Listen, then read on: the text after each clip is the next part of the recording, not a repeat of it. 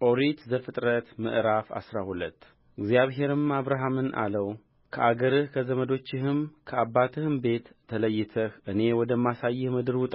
ታላቅ ሕዝብም አደርግሃለሁ፣ እባርክሃለሁ፣ ስምህንም አከብረዋለሁ፣ ለበረከትም ሁን።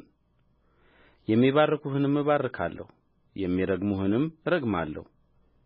የምድር ነገዶችም ሁሉ በአንተ ይባረካሉ። አብራምም እግዚአብሔር እንደ ነገረው ሄደ፣ ሎጥም ከእርሱ ጋር ሄደ። አብራምም ከካራን በወጣ ጊዜ የ75 ዓመት ሰው ነበረ። አብራምም ሚስቱን ሣራንና የወንድሙን ልጅ ሎጥን ያገኙትን ከብት ሁሉና በካራን ያገኙአቸውን ሰዎች ይዞ ወደ ከነዓን ምድር ለመሄድ ወጣ። ወደ ከነዓንም ምድር ገቡ። አብራምም እስከ ሴኬም ስፍራ እስከ ሞሬ የአድባር ዛፍ ድረስ በምድር አለፈ። የከነዓን ሰዎች በዚያን ጊዜ በምድሩ ነበሩ። እግዚአብሔርም ለአብርሃም ተገለጠለትና ይህችን ምድር ለዘርህ እሰጣለሁ አለው። እርሱም ለተገለጠለት ለእግዚአብሔር በዚያ ስፍራ መሠዊያን ሠራ። ከዚያም በቤቴል ምሥራቅ ወዳለው ተራራ ወጣ። በዚያም ቤቴልን ወደ ምዕራብ ጋይን ወደ ምሥራቅ አድርጎ ድንኳኑን ተከለ። በዚያም ለእግዚአብሔር መሠዊያን ሠራ፣ የእግዚአብሔርንም ስም ጠራ። አብራምም ከዚያ ተነሣ፣ እየተጓዘም ወደ አዜብ ሄደ። በምድርም ራብ ሆነ።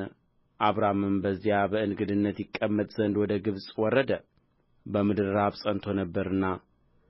ወደ ግብፅም ለመግባት በቀረበ ጊዜ ሚስቱን ሣራን እንዲህ አላት፣ አንቺ መልከ መልካም ሴት እንደ ሆንሽ እነሆ እኔ አውቃለሁ።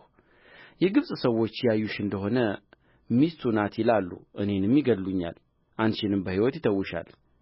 እንግዲህ በአንቺ ምክንያት መልካም ይሆንልኝ ዘንድ ስለ አንቺም ነፍሴ ትድን ዘንድ እኅቱ ነኝ በዪ።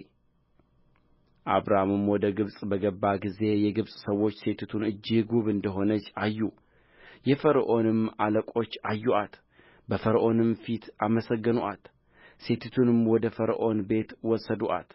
ለአብርሃምም ስለ እርስዋ መልካም አደረገለት። ለእርሱ በጎችም በሬዎችም አህዮችም ወንዶችና ሴቶች ባሪያዎችም ግመሎችም ነበሩት። እግዚአብሔርም በአብራም ሚስት በሦራ ምክንያት ፈርዖንንና የቤቱን ሰዎች በታላቅ መቅሠፍት መታ። ፈርዖንም አብራምን ጠርቶ አለው፣ ይህ ያደረግህብኝ ምንድር ነው? እርስዋ ሚስትህ እንደ ሆነች ለምን አልገለጥህልኝም? ለምንስ እኅቴ ናት አልህ? እኔ ሚስት ላደርጋት ወስጄአት ነበር። አሁንም ሚስትህ እነኋት፣ ይዘሃት ሂድ። ፈርዖንም ሰዎቹን ስለ እርሱ አዘዘ። እርሱንም ሚስቱንም ከብቱንም ሁሉ ሸኙአቸው።